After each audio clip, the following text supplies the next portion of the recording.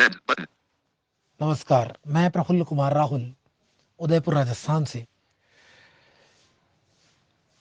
आज अमीन सयानी साहब को रेडियो सिलोन ने भी अपने कार्यक्रम पुराने फिल्मों के संगीत में श्रद्धांजलि अर्पित की। पहले उनकी गीतमाला का एक अंश बजाया और उसके बाद शोक व्यक्त किया। बहुत से सदस्यों का यह सवाल आता है कि क्या रफ़ी साहब का इंटरव्यू नहीं लिया अमीन सयानी साहब ने। रफ़ी साहब का इंटरव्यू लेना चाहते थे अमीन सयानी साहब, लेकिन अमीन सयानी साहब ने रफ़ी साहब को खूब मनाया, रफ़ी साहब नहीं माने।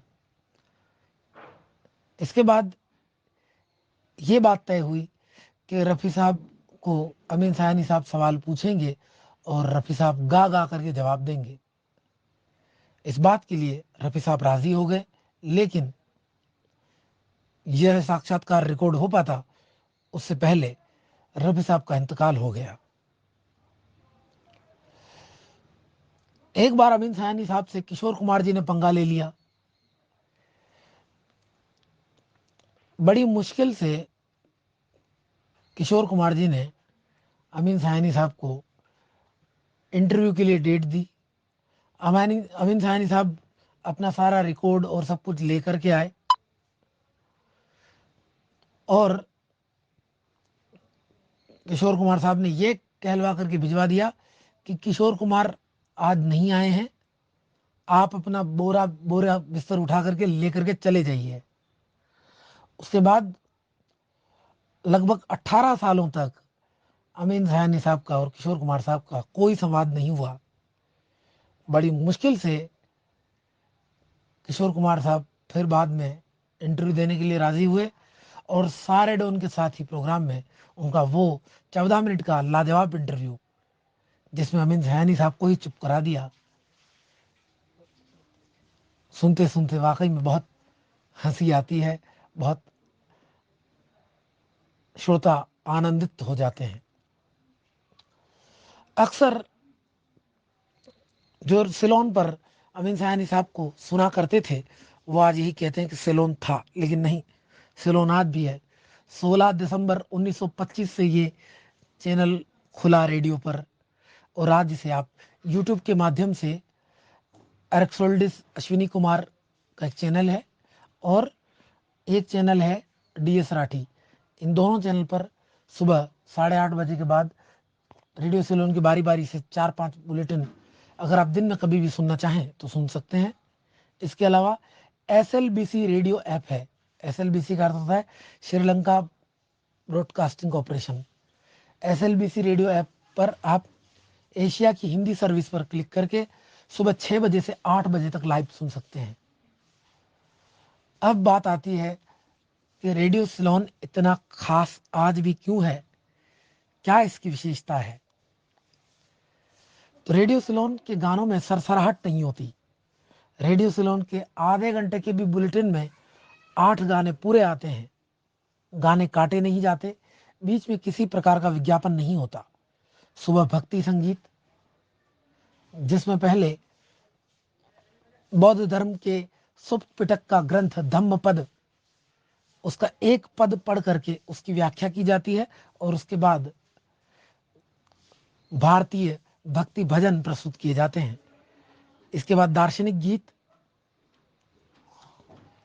फिल्म संगीत, शनिवार को गजल, शुक्रवार को सुरीला संसार, सोमवार को शीर्षक संगीत, रविवार को साज और आवाज जैसे अलग अलग कार्यक्रम प्रसारित किए जाते हैं और अंत में पुरानी फिल्मों का संगीत, ये कार्यक्रम आधे घंटे का, जिसके अंत में सहगल साहब का गीत बजाया जाता है। रेडियो सिलोन को मैं लगभग 2020 से सुन रहा हूँ। इसकी खासियत यह है कि एक एक 2-2 साल तक भी गीत दोहराए नहीं जाते। इसमें दुर्लभ से दुर्लभ गीत बजाए जाते हैं। बुधवार का जो कार्यक्रम होता है, कुछ अनसुने गीत, इसमें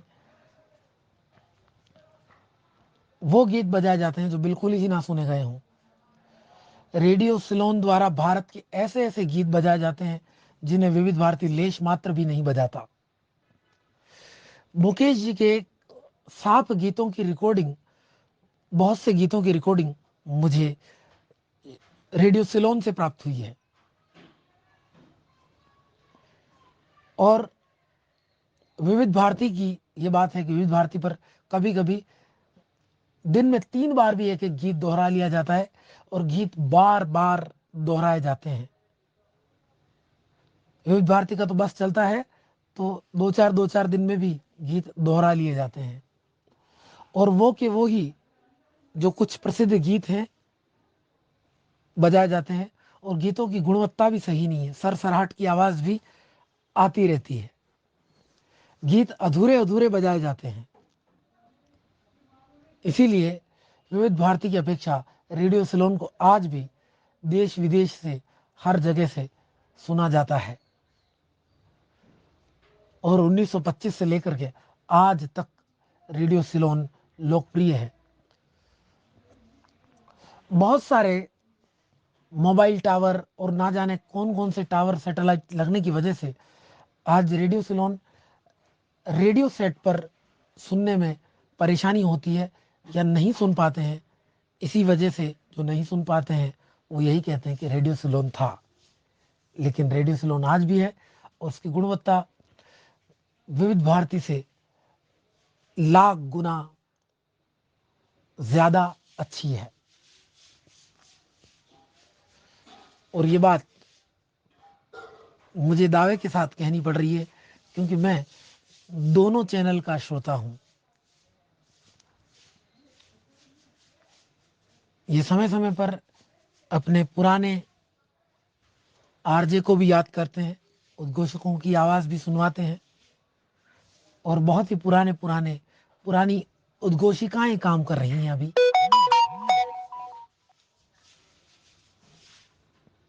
3-4 उद्घोषिकाएं हैं।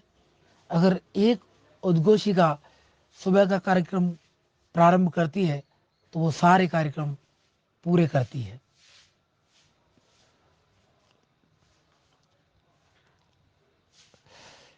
ये बात है कि रेडियो सिलोन हमेशा गीतों की गुणवत्ता पर ध्यान देता है, गीतों की अच्छी सुरक्षित क्वालिटी पेश करता है,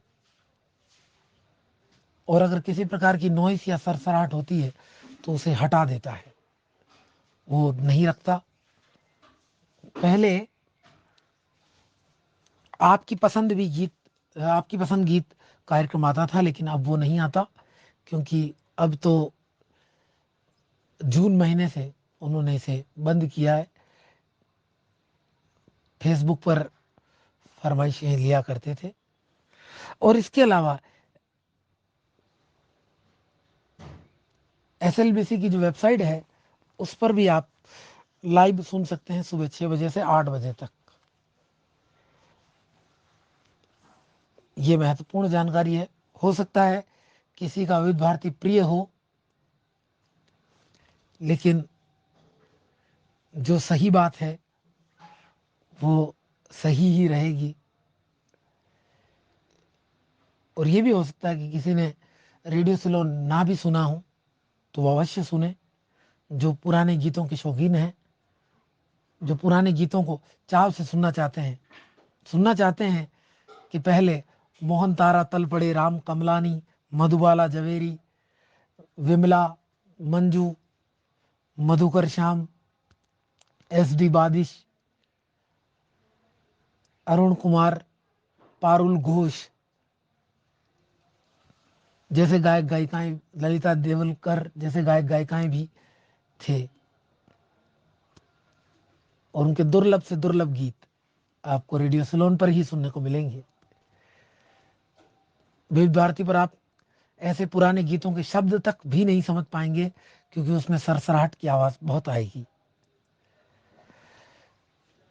तो मैं अपना संदेश यहीं समाप्त करता हूं, फिर मिलता हूं किसी और संदेश में। धन्यवाद।